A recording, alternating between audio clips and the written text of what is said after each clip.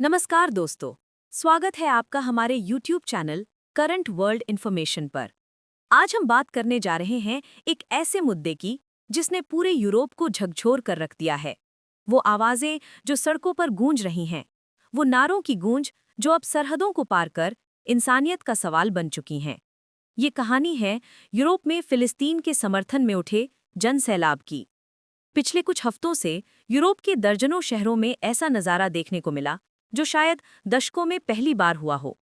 London से लेकर Paris, Berlin से लेकर एम्स्टर्डम, रोम से लेकर ब्रसेल्स तक लाखों लोग सड़कों पर उतर आए। उनके हाथों में फिलिस्तीनी झंडे थे और दिलों में इंसाफ की पुकार थी। हर तरफ बस एक ही आवाज़ गूंज रही थी, फ्री पैलेस्टाइन। लंदन में ट्रैफल्गर स्क्वायर से लेकर हाइड पार्क तक इंसानों का सैलाब उमड़ पड़ा। कहा जा रहा है कि इस रैली में 5 लाख से ज्यादा लोग शामिल हुए। बच्चे, महिलाएं, बुजुर्ग, छात्र, कार्यकर्ता और यहाँ तक कि यहूदी समुदाय के लोग भी, जो सब मिलकर एक ही बात कह रहे थे, इनफ इज इनफ। लोगों के हाथों में तख्तियां थीं जिन पर लिखा था, stop the killing, and the occupation, cease fire now. ये सिर्फ नारे नहीं थे, बल्कि उस दर्द की गूंज थी जो गाजा के मलबों में दबे मासूमों की आवाज से निकल रही थी। पेरिस में भी तस्वीर कुछ ऐसी ही थी। हालांकि प्रशासन ने पहले प्रदर्शन की अनुमति नहीं दी, लेकिन जनता के गुस्से और इंसानियत की पुकार को रोका नहीं जा सका। हजारों लोग सड़कों पर उतर आए और शहर की गलियों में लिबर्टे पूर ला पैलेस्टीन, यानी फिलिस्तीन के लिए आज़ादी के नारे गूंज उठे। कई परिवार अपने छोटे बच्चों को लेकर आए, जो अपने नन्हे हाथों में शांति के झंडे थामे हुए थे। बर्लिन में पुलिस और प्रदर्शनकारियों के बीच थोड़ी झड़पें भी हुईं, लेकिन ज्यादातर जगहों पर रैलियां पूरी तरह शांतिपूर्ण रहीं। लोग मोमबत्तियां जलाकर, तस्वीरें दिखाकर और कविताएं पढ़कर गाजा के लोगों के प्रति एकजुटता जता रहे थे। मैड्रिड और एम्स्टर्डम में कलाकारों ने सड़क पर लाइव पेंटिंग बनाई, जिसमें एक तरफ युद्ध की तबाही थी और दूसरी तरफ शांति का सपना।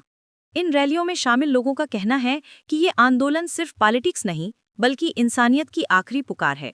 कई प्रदर्शनकारियों ने कहा, हम किसी देश या धर्म के खिलाफ नहीं, हम सिर्फ उन मासूम जिंदगियों के लिए खड़े हैं जिनकी आवाज दबा दी गई है। और यही बात इन रैलियों को अलग बनाती है, क्योंकि यहाँ सिर्फ मुस्लिम ही नहीं, बल्कि ईसाई, यहूदी, हिंदू और नास्तिक भी एक साथ खड़े नजर आए। यूरोप के कई सांसदों और नेताओं ने भी अब इस लहर को महसूस करना शुरू कर दिया है। कई यूरोपीय संसद सदस्यों ने कहा कि अब समय आ गया है जब यूरोप को अपनी चुप्पी तोड़नी चाहिए। उन्होंने तत्काल संघर्ष विराम, मानवीय सहायता और स्वतंत्र जांच की मांग की। हालांकि कई सरकारें अब भी इस मुद्दे पर बटी हुई हैं। कुछ इजरायल का खुलकर समर्थन कर रही हैं, तो कुछ अब सार्वजनिक रूप से फिलिस्तीन के साथ खड़ी हैं। सोशल मीडिया ने इस आंदोलन को और भी मजबूती दी है।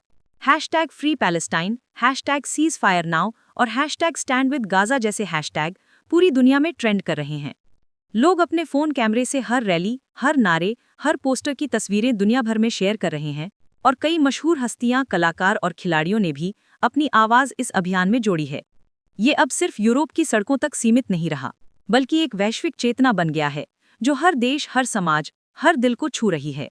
विशेषज्ञ कहते हैं कि ये सिर्फ एक राजनीतिक विरोध नहीं, बल्कि एक मॉरल अवेकनिंग है, जहां आम लोग अपने नेताओं से पूछ रहे हैं कि आखिर कब तक निर्दोषों का खून बहता रहेगा, कब तक बच्चों की लाशें खबरों की सुर्खियां बनती रहेंगी और कब तक दुनिया अपनी सुविधा के अनुसार इंसानियत को परिभाषित करती रहेगी।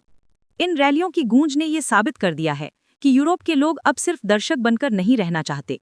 वे बदलाव चाहते हैं, वे न्याय चाहते हैं और सबसे बढ़कर वे शांति चाहते हैं, क्योंकि हर धर्म, हर संस्कृति, हर समाज के मूल में इंसानियत ही सबसे बड़ा धर्म है।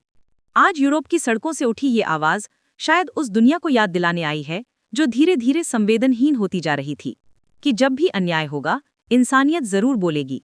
और जब इतने लोग एक साथ खड़े होकर शांति और न्याय की बात करते हैं, तो दुनिया को सुनना ही पड़ता है।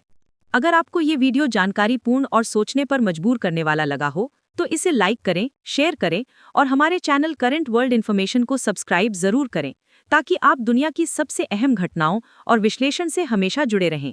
धन्यवाद दोस्तों। मिलते हैं अगले वीडियो में एक और ऐसी सच्ची कहानी के साथ, जो दुनिया की सच्चाई को उजागर करती है, क्योंकि सच्ची खबर वही होती है जो सिर्फ बताती नहीं, बल्कि सोचने पर मजबूर करती है।